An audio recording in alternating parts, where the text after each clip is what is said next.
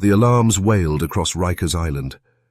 Red lights flashed inside the dorm, cutting through thick smoke that burned the lungs.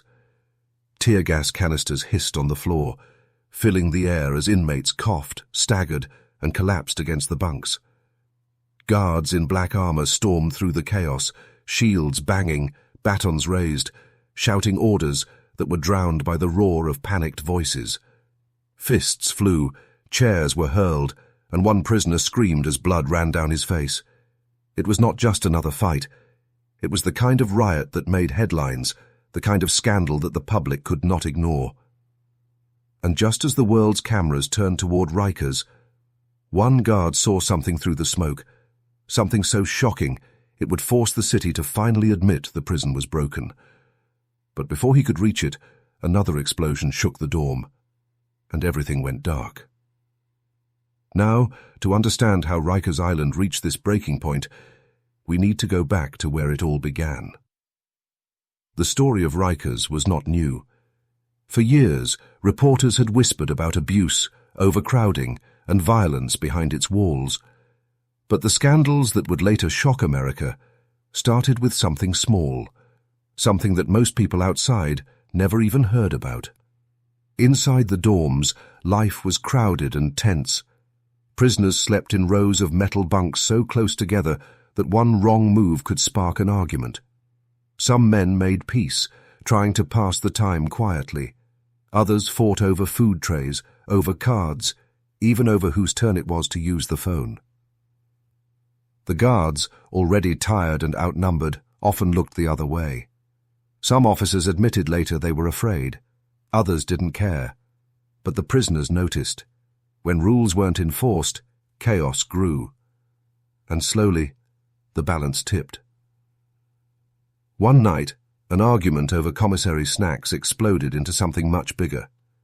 Two inmates clashed in the middle of the dorm, fists pounding, voices echoing off the steel walls.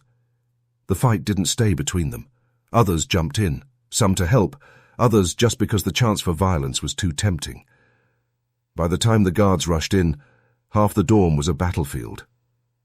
That was one of the lows, a fight that could have been stopped, but wasn't. But the extreme moment came after. Reports say that instead of calming the situation, some guards used force so brutally that word spread through the entire prison the next day. People said one inmate had his ribs broken, another was left unconscious. The official report downplayed it, but prisoners whispered the truth to their families on phone calls. And soon, lawyers outside started asking questions. It should have ended there. A story about a violent fight inside a violent jail. But Rikers had a way of building pressure, like a storm waiting to break. Within weeks, another scandal hit. Food shortages. Prisoners claimed their meals were spoiled, trays filled with moldy bread and meat that smelled rotten. Protests began in the cafeteria, small at first. Refusing to eat was one thing, but when someone shouted, "We're being poisoned," panic spread like wildfire. Guards tried to restore order, but the shouts grew into chants, and trays were thrown at the walls. This was the slow build before the storm, because what happened next would push Rikers into the newspapers. It started with a lockdown. Sirens blared, metal doors slammed shut, and prisoners were ordered to their bunks. But the lockdown only made things worse. Men banged on the bars, shouting for clean food and medical help. Hours passed. Tension grew. And then, in one of the dorms, someone lit a sheet on fire. Smoke filled the air. Panic broke out. The guards rushed in, but this time they came prepared. Armored helmets, shields, gas canisters. They were not just breaking up a fight. They were going to crush a riot.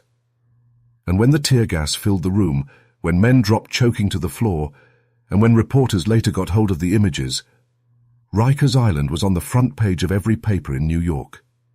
But what those reporters didn't know, what the city would soon discover, was that the real scandal was hidden inside that smoke.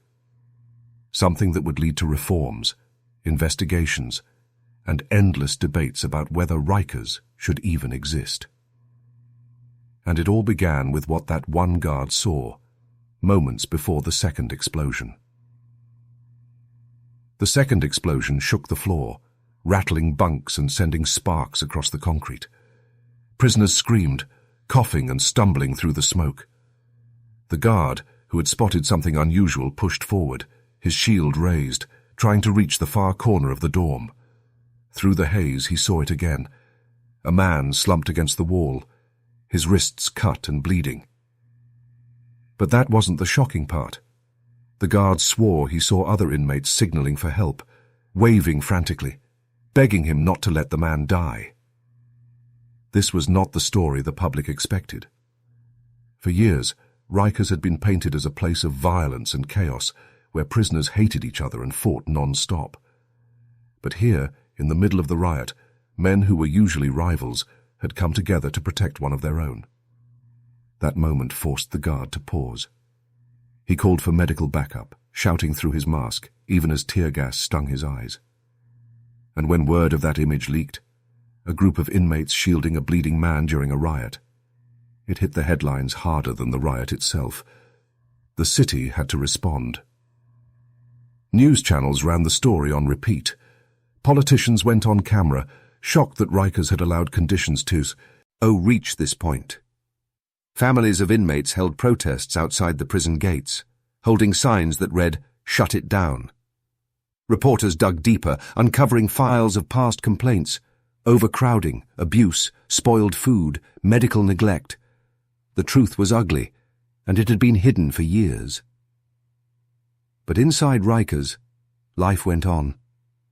The riot was crushed, the prisoners dragged back to their bunks, the blood washed off the floor.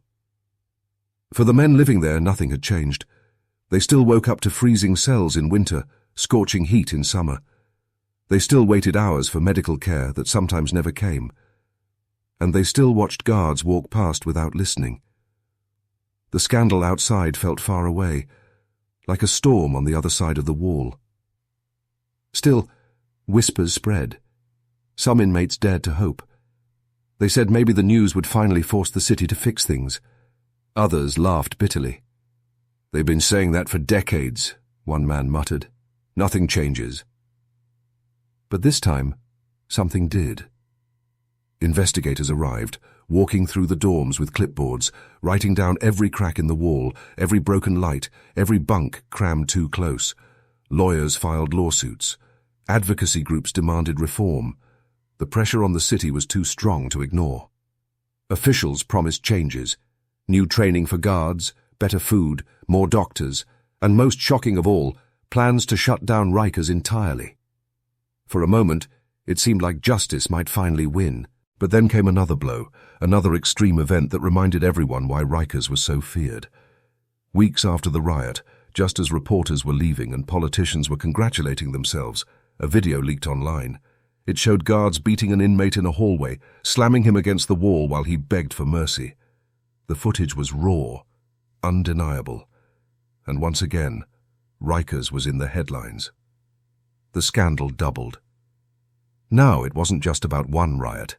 It was about a culture of violence. The public demanded answers. How many more men had been beaten? How many more had died in silence? The lows came quickly after. Inside, prisoners grew restless, waiting for the promised reforms that never arrived.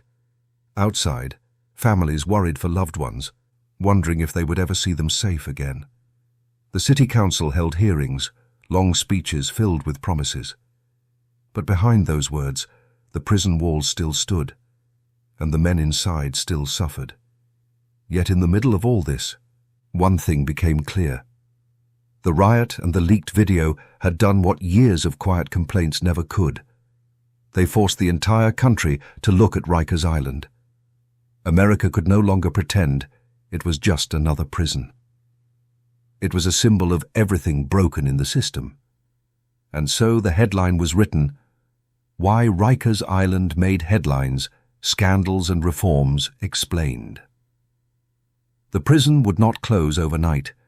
In fact, it would take years of arguments, lawsuits and protests before the city even set a date. But the scandal had already left its mark. The world now knew the truth about Rikers, The riots, the brutality, the humanity that survived even in the darkest corners. And though the cells still held their silence, outside the walls, the voices of change had finally grown too loud to ignore.